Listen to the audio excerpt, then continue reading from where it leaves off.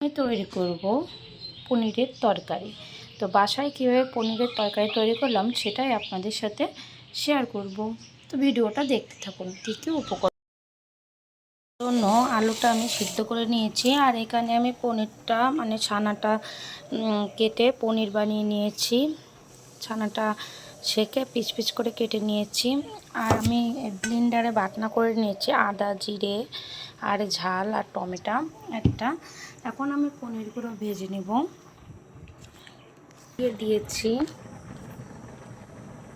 তেলটা গরম হলে আমি একটা একটা করে পনির সব ভেজে নেব।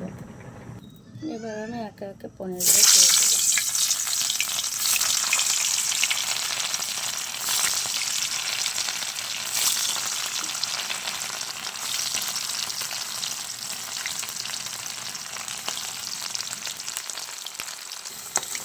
পনিরগুলো আস্তে আস্তে নাড়তে হবে, নাহলে ভেঙে যেতে পারে।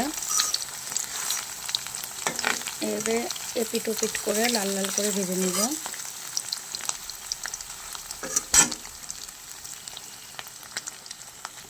দেখেন পনিরগুলো আমার সব ভাজা হয়ে গিয়েছে এক পিট। এবার আর এক ভেজে আমি এটা উঠিয়ে নেব। ওই একই তেলে আমি একটু আলুগুলো ভেজে নেব।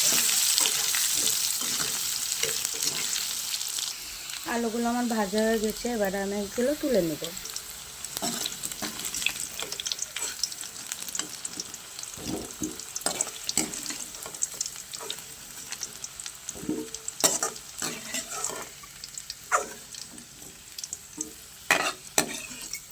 এই তেলে আমি ফোড়নটা দিয়ে পনিরটা চড়িয়ে দিব।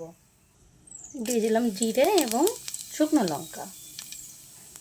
অপেক্ষা করব ফোড়নটা হওয়া পর্যন্ত।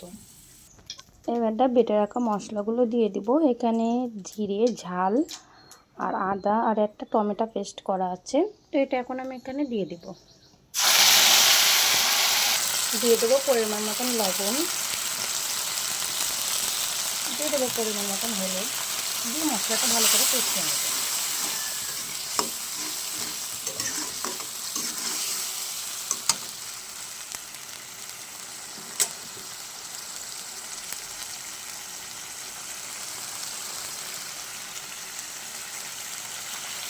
মশলাটা ভালো করে কষিয়ে নিতে হবে।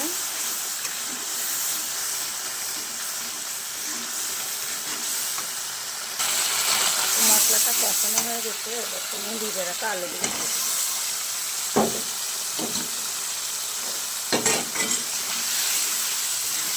দিয়ে আবার একটু কষিয়ে নেব।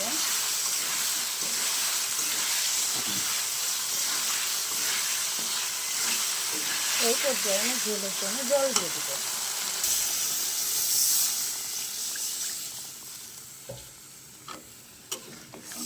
ঝোলের জন্য আমি জল দিয়ে দিয়েছি, এটা ফুটে ওঠা পর্যন্ত অপেক্ষা করব। একটু লবণ এবং একটু মিষ্টি দিয়ে দিব। দিয়ে দেবো 1 চা চামচের চিনি, দেবো অল্প পরিমাণে একটু লবণ, দিয়ে দেবো 1 চিমটি হলুদের গুঁড়ো। এবার ঝোলটা ফুটে আসা পর্যন্ত অপেক্ষা করব।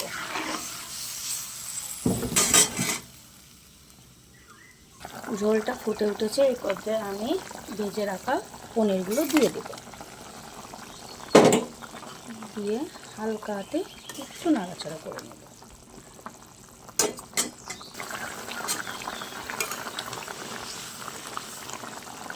তো পনিরের তরকারিটা আমার হয়ে গিয়েছে।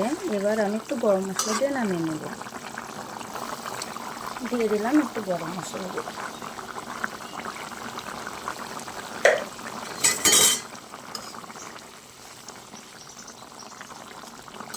তৈরি হয়ে গেল দারুণ সুস্বাদের পনিরের তরকারি। তো বন্ধুরা, কেমন লাগলো আমার ভিডিওটা অবশ্যই কমেন্ট করে জানাবেন। ভালো লাগলো অবশ্যই একবার ট্রাই করে দেখবেন।